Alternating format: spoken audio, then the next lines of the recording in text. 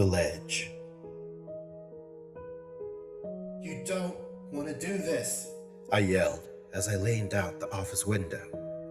But the man remained where he stood on the building's ledge, the tips of his shoes peering over the concrete. He gazed down numbly at the throng of spectators congregating on the ground below. Many were filming him. "I don't understand," he replied sadly. "It's over. She's left me." He was close enough to be within my grasp. I slowly reached towards him, thinking he was too immersed in his anguish to notice me. I was wrong. "Stop that," he shouted, and shakily inched further away from me. I shrank back. Already the crowd had swollen in number. Many more had gathered to watch the gruesome end of an unraveled man. I knew it would be just a matter of time before the cops arrived. I prayed they'd be accompanied by a negotiator far more trained than myself. "Listen, man," I pleaded. "I know we've never met before. I'm just a night janitor who went to clean your office and saw the window open. But I can tell from the framed photo on your desk that you've got people you love. Are those two girls your daughters?" He nodded. "How do you think they'll feel when you never come home from work?" I spoke every word in a calm, even tone, though inwardly I was panicking. "Don't you think doing this would hurt them for the rest of their lives?" The man began to cry.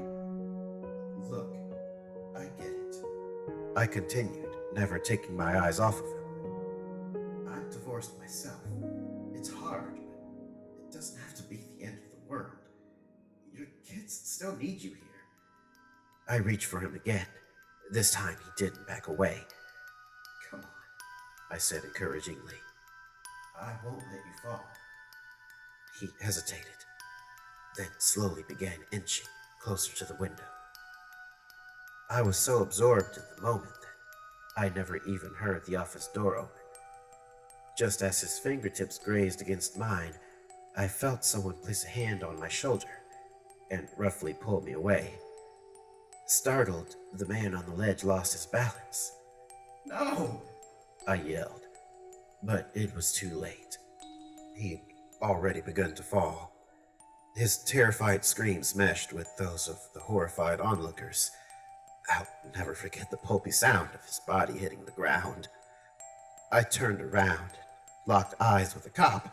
Tears streamed down my face. "Why did you do that?" I demanded, my voice trembling with grief and rage. "I had him." He shook his head solemnly.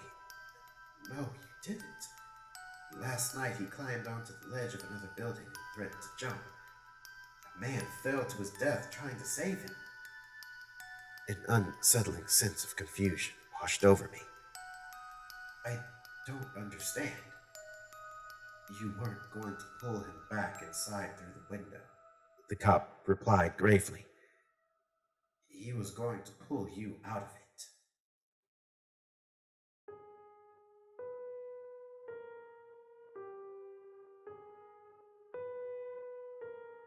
House sitting.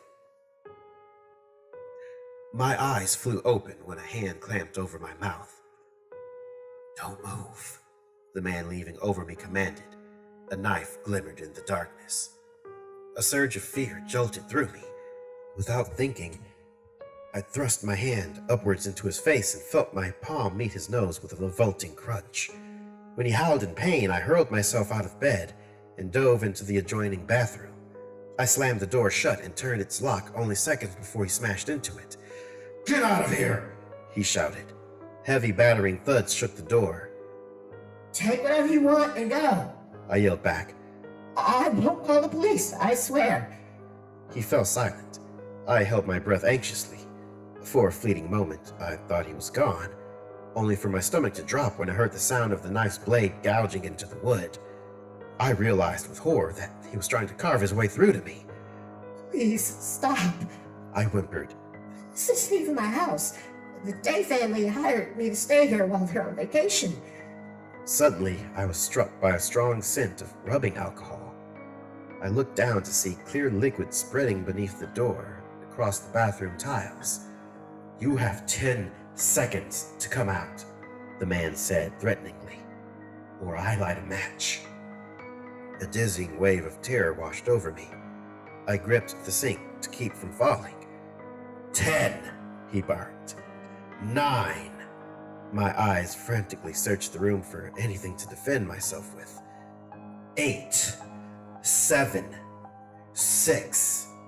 I felt as though I were being torn in half by an excruciating decision. Accept whatever violent fate awaited me outside the door, or perish in a fiery blaze. 5, 4, 3. I flung open the door. The man raised his knife and I emptied the contents of a hairspray canister into his eyes. He screamed in agony as I pushed past him and ran. I made it to the staircase before he grabbed me by the hair and threw me to the ground. His poisoned eyes were a furious shade of inflamed red. "I'll kill you," the man roared. He lifted a foot to stomp on my head, but his polluted vision slowed him, gave me enough time to deliver a swift kick to his knee. He lost his balance and stumbled backwards. By the time he realized he was falling, it was already too late. He plummeted down the stairs and landed in a bloodied, broken heap. As I approached the man's crumpled body, I noticed a small, blinking light fastened to his chest. Confusion dawned on me when I realized he was wearing a camera. I nearly jumped when his phone began vibrating in his pocket. Unknown number. I answered it silently. A hideous sense of shock overtook me when a familiar voice spoke into my ear. Mr. Day asked excitedly. "I can't wait to see the footage."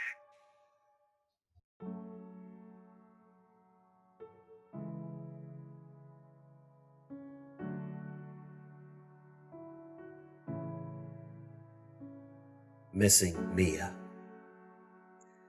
Everything changed the day my sister Mia ran away. She'd never got along with our parents, but I was still taken by surprise when I came home from school that warm afternoon to find her belongings gone and a note addressed to me. "I'm sorry, B. Forgive me." But I never could. The police weren't keen to investigate a runaway teenager from a poor family, and after a while, Mom and Dad just gave up. Mom turned to pills, Dad turned to the bottle, and I was left alone with questions only Mia could answer. I went through an unending cycle of emotions: anger, grief, hopelessness. Any happy moment was accompanied by a sense of loss. What would Mia think of me graduating high school, or getting my first job, or marrying my girlfriend? I hired a private investigator, but he never found anything besides leads that led to nowhere. Years passed. Mom died. Dad drank himself to death not long after. A failed marriage, Mom's medical bills, and losing my job drained my savings until there was nothing left to pay the PI. I spent sleepless nights scouring the internet for any traces of Mia, but I found nothing. No social media, no arrest reports, no pictures of her beyond the frowning photo from her missing persons flyer. Mia had asked me to forget her, and instead, no one seemed to remember her but me. Then one day, I got a phone call I thought would never come. My sister had been found alive. She was the only survivor of a cult's mass suicide. I rushed to the hospital. I nearly wept when I saw her.